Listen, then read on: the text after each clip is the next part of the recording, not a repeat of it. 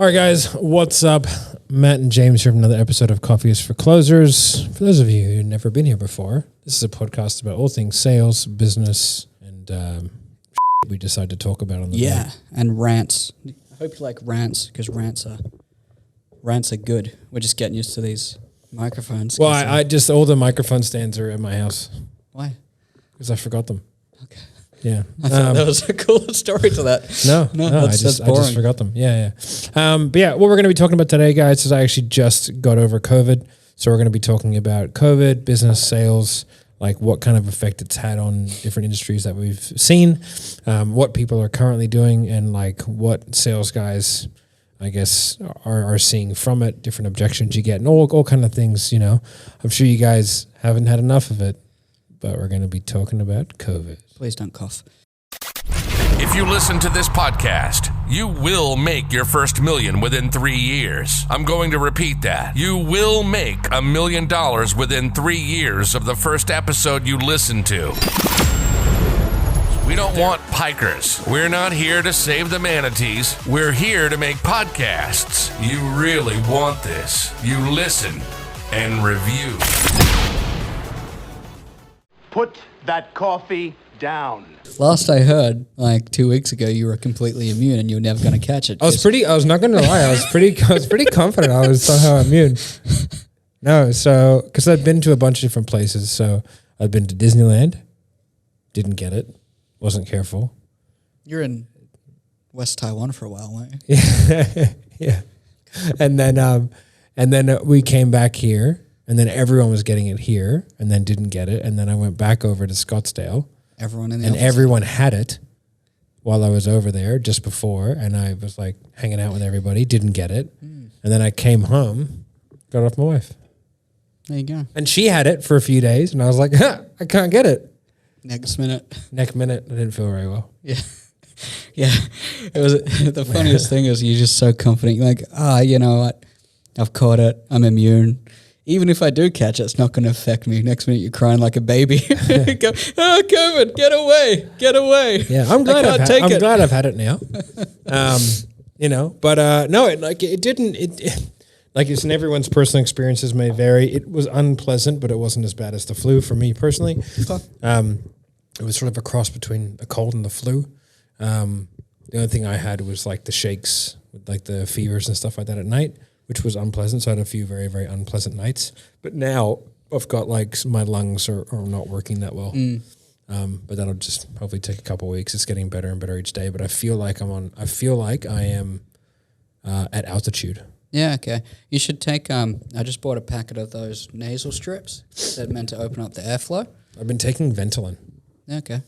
But yeah, so like I think we're lucky to have a business that runs fairly well, you know, without, you know, being too linchpin on any one individual. Well, especially not me. You know, there are other people where if they went down, it'd be much more of a significant issue. Absolutely. But yeah, like, you know, we have like 100 people, maybe 110 people or something like that. And like, we haven't noticed too much of having any particular size of workforce down at any one time. No. Like we've always had a couple people that have got it. Yep. But it hasn't ever been like a significant part of the workforce. Yeah. One of the worries that we had when we were bringing people together for the 7th level challenge that we just did. Same as the retreat. Yeah, was everyone getting it. So we had to, that was a bit of a calculated risk. And it sort of panned out. We're lucky we have a pretty young population. If I had like a group of 60-year-olds, I probably wouldn't do that. Oh, yeah, absolutely not. This would be miserable, to be honest. I think like probably 3 to 5% of our workforce at any given stage over the last, say, 12 months has had COVID. Yeah. Hasn't really impacted because there's been so few, because everyone obviously works remote. They don't spread it like they would in an office, i.e. like being here. So it hasn't been much of an impact. But like from your end, whilst that 7 days or whatever it was, 6, 5, how do you feel? Like, did you get any work done? I got work done. I took like probably a day and a half completely off. Yeah. So I was like, I just don't feel very well, and I'd rather rest and not worry about it. My brain is still not working 100%, I think, because of the oxygen. My oxygen sats got down to like 93. 93%, whereas usually it should stand around anywhere from 98 to 100. James Cant was trying to convince me to buy a hyperbaric chamber for in here. You can get them for like 10 grand. You just go sit in there, have a nap for 20 minutes with pure oxygen. Yeah, right. It goes, it'd be awesome for performance. I'm like, it would be. I don't know if I want to go and buy a hyperbaric chamber. Jesus. But I like your dedication to human performance. Like, we used to have one of those at the unit that I was in. Had an altitude chamber, and also, so it's been interesting. But to be perfectly honest, like for us, and I think for a lot of the coaching and consulting industry, I mean, COVID's been a massive boom. You know, like it's sort of in moonshot. Like fitness business coaches, I mean, my God, they would have crushed it. Like they crushed it. Like remember, we were selling for a fitness business coach, and their business like 10x'd because of COVID. Gym business coaches, on the other hand, if they didn't transition. Yeah, we watched a couple of that happen too. That was super interesting watching so I was a full-time sales guy when COVID first hit off. Yep. Right? Selling to tradespeople, which like not a great thing to be selling when COVID is happening because like there was so much like what are we allowed to do, what aren't we allowed to do?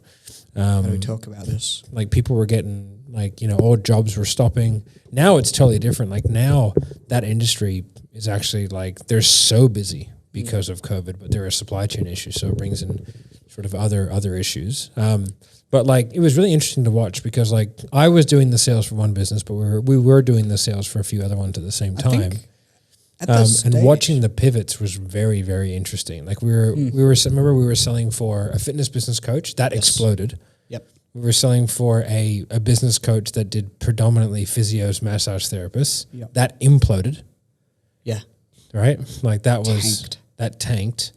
I think that they managed to recover it, but that took a huge hit. Yeah, they lost they had, I think, like 3/4 of their client base wiped out because they were all physical in person. Yeah. They couldn't trade, they couldn't pay the bills, so they paused or cancelled their recurrings. Yeah, exactly. There was that business coaches that did predominantly gyms, they got really badly hurt. And I know a few, and really watching them try to pivot to online was interesting because they didn't really have the skill set to do so, to be able to help people get leads for online training. And so it was sort of like they had the same level of skill as what their students were. So none of those really lasted that long, which kind of like sort of shut down a big chunk of that industry.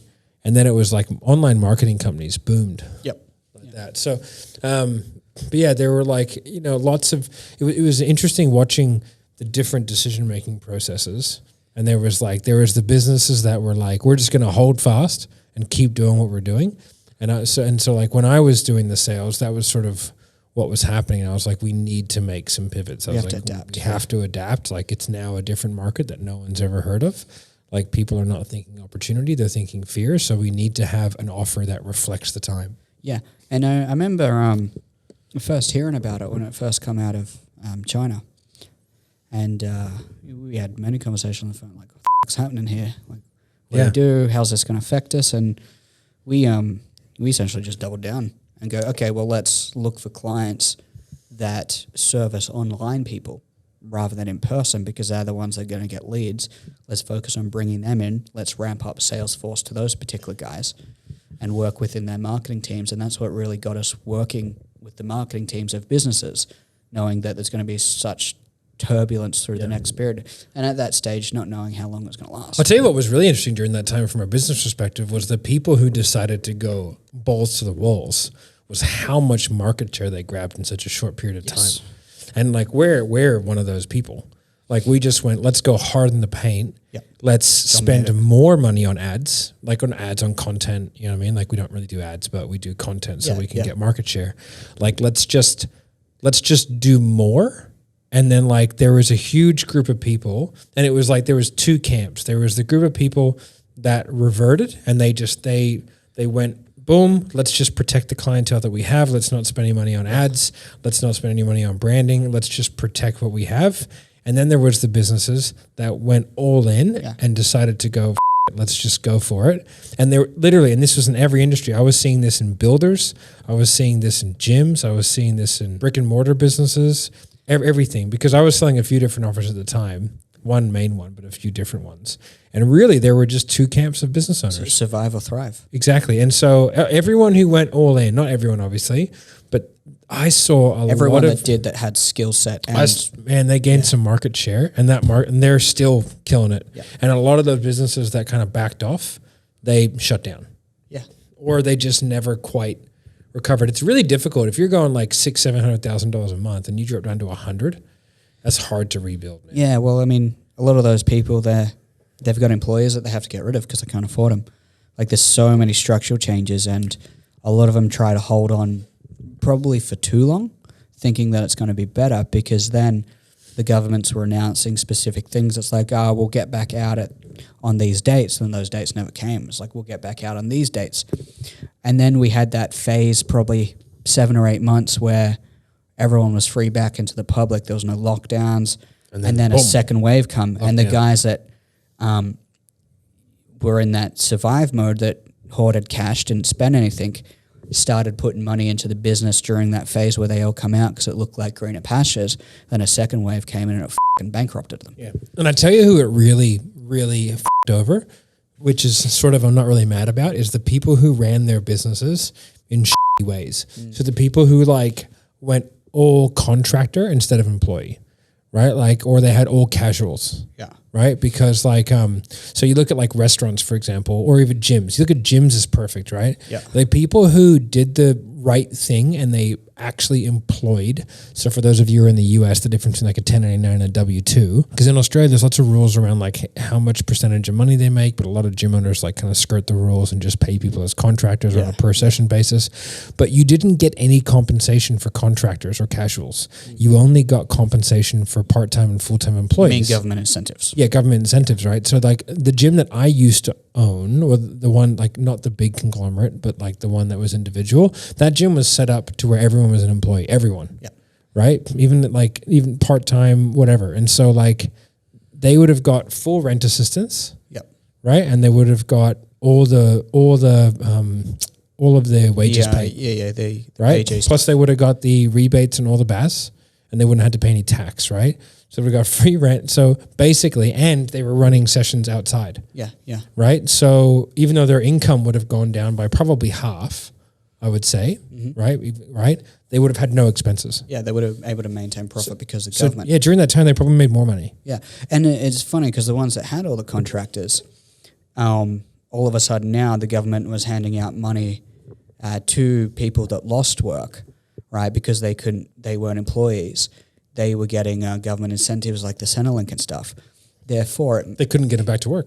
Yeah, they wouldn't go back to work because they were making more money on the government incentives than they would have went in working their casual shifts. Yeah. So they couldn't get anyone to work for them without hiring full time. And at that stage, the risk to hire full time to them was like if that shuts down again, like they're done. Yeah, and you didn't get the government assistance on new hires. Exactly, because it's a new hire. Yeah. So super interesting. So I was kind of glad about that. I was like, well, it serves you right for running a dodgy business, in my opinion. Yeah. That really would have affected, like, so I hope, like, from a business perspective, that brings out, like, a bit of a change in certain industries where people are probably treated a little bit better and probably given the contracts which they deserve, which give them the leave and the entitlements and stuff like that. You know what I think was, like, a massive, like, flow-on effect from that is the amount of people that saw, like, oh, employment is not going to work. You know, that's not safe as to what it once was. So a lot of those people that, you know, were potentially let off, wanting to take things into their own hands, starting their own side hustles, starting their own courses, doing a lot of the biz op, which blew up the coaching and consulting biz op start industries because there was that scarcity. It's like, well, you know, you never know what's going to happen. Things like Amazon, Shopify, lots of industries have sort of come out of that. No, I mean, these things were around beforehand, but like they have like taken off to a different degree. Yeah. People selling done for you. Amazon stores done for you. Shopify stores. Like we sell a couple of those and some of the offers are fantastic. Yep. Like, you know, buying cash flowing stores. Like we sell one that's a cash flowing store where you essentially you buy it for a percentage of EBITDA, right? So you might buy it for you buy it for 2.4 times EBITDA. You know, they buy it for less than that, but what they do is they buy it and then they rebuild it. Yeah. They get it cash flowing. You get P&Ls, tax, the whole box and dice, and we're selling those for anywhere between $70,000 to about $1 million. Yeah, depending on how much cash flow. Exactly right. Yeah. And then you might pull different investors in. And then from there, they can flip it again. You know, so they buy it for 500, and then all of a sudden they build it even more. Sell it again. Yeah. You know, so it's super interesting. Like a lot of that stuff's happening. But yeah, and then from a sales guy perspective, I think like, you know, having a look at some of the more recession-proof industries, like being more diversified, like insurance sales seems to have just skyrocketed. Like maybe I'm ignorant, maybe it's always been massive, and I just haven't known about it. But it seems to have blown up to where like the IMOs, the way that it works is like you have like your agency, you have like your insurance provider, and then what they do is they don't like having single agents. They want to have an IMO, which is an internet marketing organization below them, which then gets like the percentage, and it all kind of goes down from there. Yeah.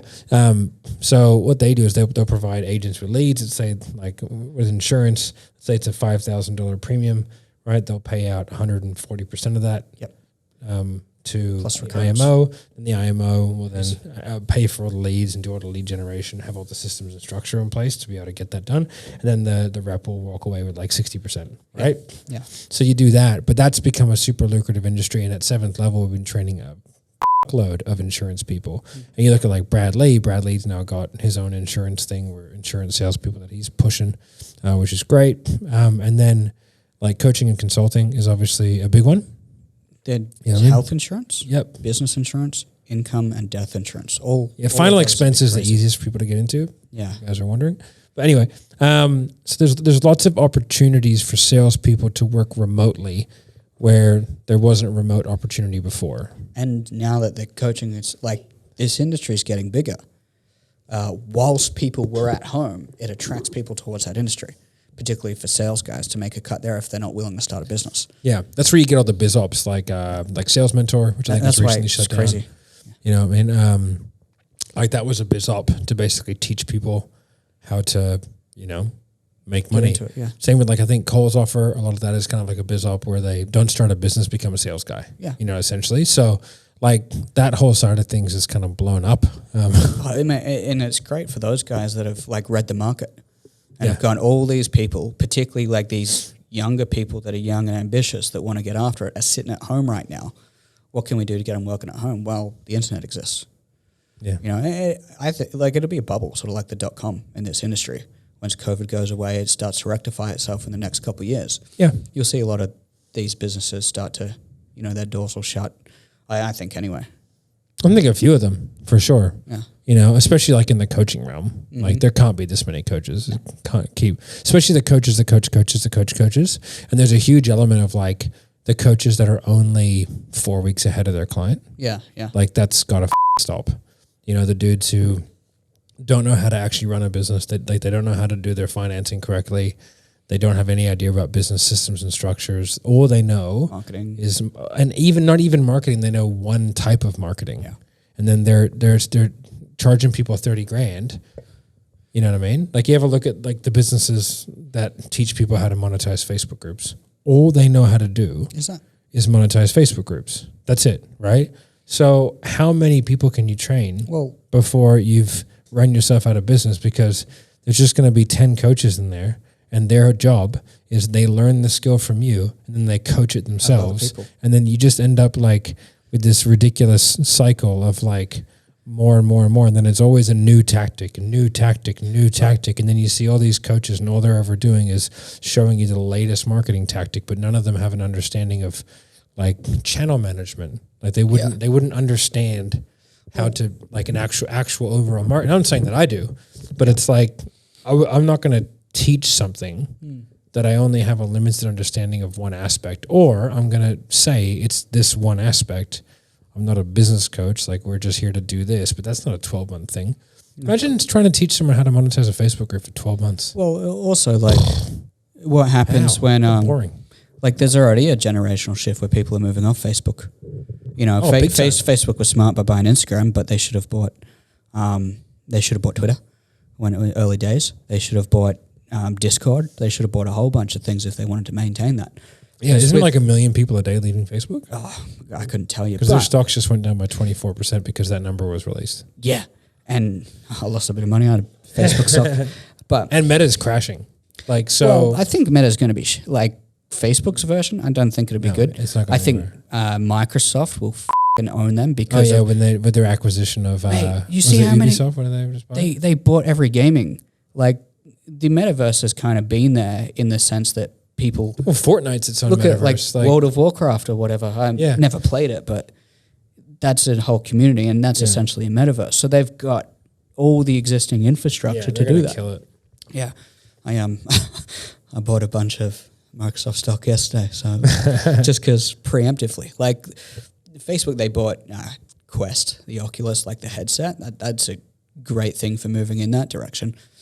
Anyway, we're getting off track. I guess where I was going with, as soon as people start leaving that platform, that business is tanked. There's no backup option unless they're going to start unless they have like an R&D department where they're actively looking at secondary income streams for like, okay, how do we utilize Discord to make money? How do we, whatever, Twitch, stuff like that. Yeah. If they can shift out into those, the business will last. Yeah. The businesses that are doing the best right now are the ones that are not reliant on Facebook ads. Yeah. Or Facebook groups. Yeah. The Facebook group, there's a cap to how much money you can make from a Facebook group. And it's different for every business because of how much money you charge. Yeah. If you charge $5,000, man, making more than $350 from that group a month is difficult. Yeah. But if you charge $30,000, you can make $1 million a month from a Facebook group. But telling people, they can make $1 million a month. It's like, well, we make $1 million a month. It's like, well, but how much is your product, right? And are you doing upfronts? Are you doing recurrings? How long did it take to build that? At 7th level, we have, most of our products, our average product sale is going to be $6,000, right? We can't do $1 million a month from a Facebook group. It's the amount of sales you have to make. It's crazy. Doesn't mean the business can't do $1 million a month, but from that Facebook group, you just capped out because the platform stops you from being able to do a certain more activity, right? And then it just becomes how many setters do you want to have? And you don't have 30 setters in the Facebook group just going crazy. You're going to overfish it, right? Yeah. And then you're on other stuff. So it's you can only make so much money per platform. But the people our accounts that are really crushing it have figured out YouTube. Those are the ones that are crushing it. The guys who figured out Google and YouTube, man, in combination with the Facebook group and other things, right? Yeah, yeah. But the Facebook group almost becomes it's a great starting point. Yeah. But if I have a look at the offers that are really killing it, paying us hundreds and hundreds of thousands a month, they're all email and Google. There's also there's a shelf life on that. In the same way that look back 5-6 years ago, where we're running ads to gyms. It's hey, 20-day challenge, lose 10 kilos. I'm sure there's still a few gyms shut down. That marketing method no longer exists in the same way that. You can't guarantee any results. Yeah, because particularly with Facebook, they want to replicate Google Teams from what it looks like, and I think over the next couple of years, a lot of the Facebook group stuff will shift to interactive workspace environments potentially. Maybe I wouldn't bet on it, but I think there's only a matter of time before they start charging for groups. Absolutely, particularly if ad revenue goes down, they don't want to. They have a duty to shareholders to keep the price stock up. Yeah. So they're going to have to start monetizing from other means or running ads within those groups, which is going to piss I don't people understand. They're making advertising on Facebook so difficult. Yeah. It's bad. It's weird to me. Yeah. I think... it's such a dark art these days for people who know how to do it properly, and it's so complicated on the back end. I don't know how much more complicated it can become. I also think if I had to look at it in more detail and it's pure speculation, the amount of complaints those guys would get about terrible ads that get reported and stuff. Oh, it's a lose-lose. Yeah, you'd think that... That's why I think groups are good, because people opt into them. Exactly. And they want to be there and they can just leave. So to me, I think groups has definitely got a good run ahead of it. Yeah. And not that many people are that good at it. Yeah. Everyone uses them and people seem to like being in them. Most of what I interact in on Facebook is groups. Yeah. I think also that advertising structure through Facebook will shift more to a heavier pay to win, where it's Dude, it's already pretty geared that way. Yeah, but I think it's over the next year or two. You look at that challenge that we just ran, right? Because we couldn't spend $20,000 a day. Well, no, dude, but we were at one point we bid at $1,000 for a group join. Yeah, right. Right? Which is ridiculous. Exactly. Right. So now you can't optimize for group joins because you have to go outside of platform. When they allow you to go inside platform, that will change things significantly. Yeah. But like, because we were trying to spend so much money so quickly, which was a learning curve in itself, even though we had people apparently who knew what they were doing, but that was highly debatable, was it got like crazy expensive. And like the thing with Facebook ads is like, the more you spend, the weirder it gets, you know, whereas like it's a little bit more predictable, a little bit more manageable within like Google and YouTube. They seem to be geared for like high ad spends. Yeah. Because there's so much more, like especially Google. Like Google is just like they have been doing it for a very long time with huge numbers. Yeah, it's also they just change it so on Facebook you can't target certain people anymore. Yeah. Because they're protecting the people who have spent the money. Which is why I think Just like fair. over time they're probably Facebook won't be used You by can't target Ty people. Lopez, you can't target Grant Cardone, you can't target, I'm assuming there's a bunch of people. Probably can't target Coke if you have a drink that you want to sell. All the people that have spent crazy amounts of money on Facebook, they're protecting, because right now you can just do a lookalike audience of everyone that liked Grant Cardone, and Grant Cardone has spent $25 million on Facebook ads. Like that's kind of bull. So Seems kind of fair though. it's fair enough. Yeah, I think it. But Pain in the ass, but it's I'm fair. sure it over a few ad guys. Yeah. So Lucky and enough also to take Google any just did an responsibility. update as well, changing some of their display settings. So if you're a sales guy and you're experiencing low ad volume, that's why. Those are the two reasons why you're experiencing low ad volume. One of the cool things, I didn't actually read it, but I was explained it by some of our media guys with YouTube. They're trying to move to utilize that comment section more heavily to replicate Facebook, where it's got far more engagement to push that stuff. Because if it gets more engagement, more people will switch over to YouTube to spend money there as opposed to other Google. And YouTube is in my opinion, a way better So medium to much more advertise on. engaging. So well, video. there's so much more intent. Whereas Facebook is the same as driving down a highway and having billboard ads. Yep. Right. Whereas like YouTube is like you're driving to a destination to go and see a shop. Exactly. And then at that shop, there's a shop next door which sells a similar product, so you have a chance to see both shops. Yeah.